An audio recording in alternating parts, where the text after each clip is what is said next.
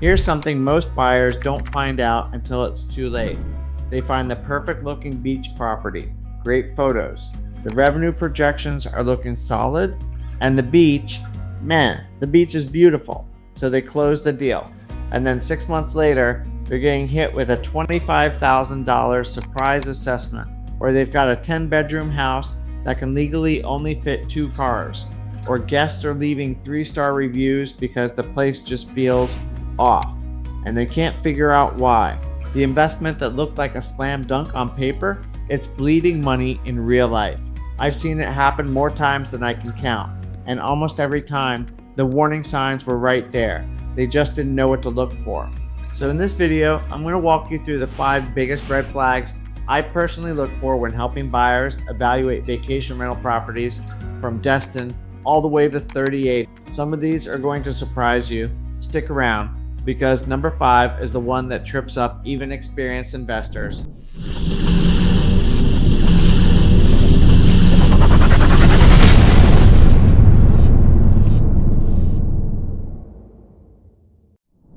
Hey everyone, Danny Wheels Margliano here with DestinPropertyExpert.com and Staytime Vacations. My wife Michelle and I have spent the last 20 years helping buyers, sellers, and investors navigate the vacation rental market here on the Emerald Coast of Florida.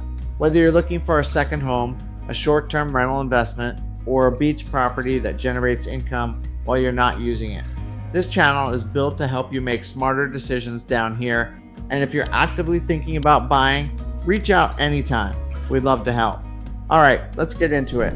Red flag number 1, bad HOA financials. This one is mostly specific to condos. And I want to be real with you here, because a condo can look absolutely beautiful on the surface. Fresh paint, nice lobby, gorgeous pool. Maybe the HOA dues even seem reasonable. But here's the thing about HOA financials. They're a lot like an iceberg. What you see above the surface looks totally fine, but what's lurking underneath, that's what sinks you. The biggest warning sign is when an HOA doesn't have enough reserves. And when reserves are low, you know what usually comes next? Special assessments. Now, if you've never dealt with a special assessment, let me translate that into plain English for you. Congratulations, new owner. You owe us an extra $25,000, due in 90 days. And look, special assessments aren't automatically a death sentence. Sometimes they're being used for legitimate things. New roofs, structural repairs, waterproofing, elevator upgrades, hurricane hardening. Those improvements can actually protect long-term property values. But you need to understand exactly how much the assessment is, how long payments last, whether the seller already absorbed part of it, and whether there's more deferred maintenance sitting in the pipeline. Because some buildings are basically kicking the can down the road financially. And eventually somebody pays for all of it. Don't let that somebody be you. Are you thinking about relocating to the Emerald Coast of Florida? I've got just the thing for you. My team and I have actually taken the time to create the ultimate relocation guide, which is meant to save you hours of research. And I've linked it right below. From top employers to the best hospitals and a boatload of other stuff that you really need to know before making the move. The best part is this guide is 100% free. That's right, you heard it right, 100% free. Just click on the link in the description or in the top pinned comment. I hope this helps. Red flag number 2, tiny parking situations. This one is huge, and I mean huge. But a shocking number of buyers completely miss it because they get so focused on bedroom count. They see 10-bedroom beach house, and their mind immediately goes to, man, this thing is going to print money. Then you ask about parking, and the answer is 2 spaces. That right there is like buying a massive restaurant and only having 4 chairs out front. The capacity sounds incredible until reality shows up at the door, and here's what makes this even more critical on the Destin side of things. Occupancy can actually be impacted by parking availability, legally. So you might have a 10-bedroom property, but if your guests can't physically park there, you've got a problem before they even walk in the door. And today's vacation renters, they're not traveling alone. You've got multiple families, teenagers who drove separately, golf carts, friends meeting up mid-trip, Parking matters way more than people factor in. Nothing starts a vacation off worse than a group text that says, "Hey guys, where are we supposed to put all the cars?" That kind of frustration turns into a 3-star review faster than you think. So when I evaluate any vacation rental home, I always ask the same question. Does the parking situation actually match the scale of the property? Because if the answer is no, that could absolutely be a deal breaker. Red flag number 3, weird layouts and strange bedroom setups. This one is massively underrated, and honestly, you can tell when a home was designed by someone who never once thought about renting it out.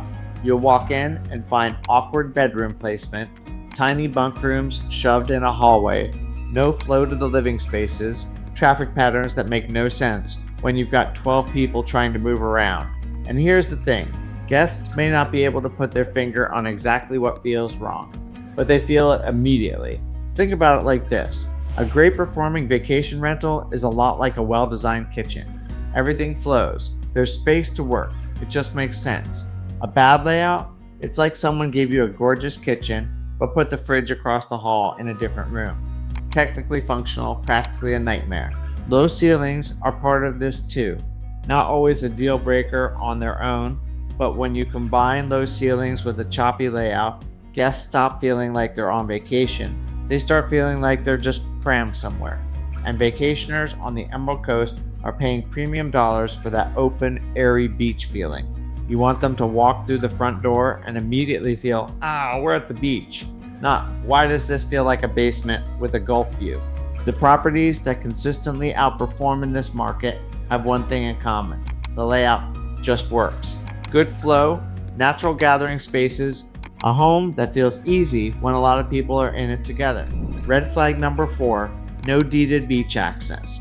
Now this one is interesting, and I want to be clear up front. No deeded beach access is not automatically a deal breaker. I know properties without it that perform great.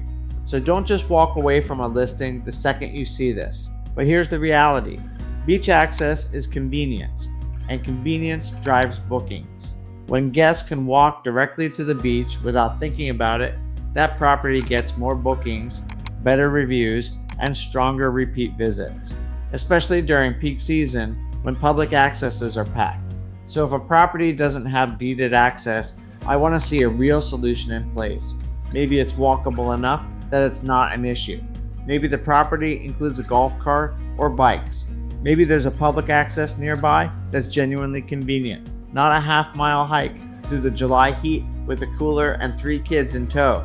The beach experience needs to feel easy, because if guests are frustrated before they even get their feet in the sand, that frustration shows up in your reviews.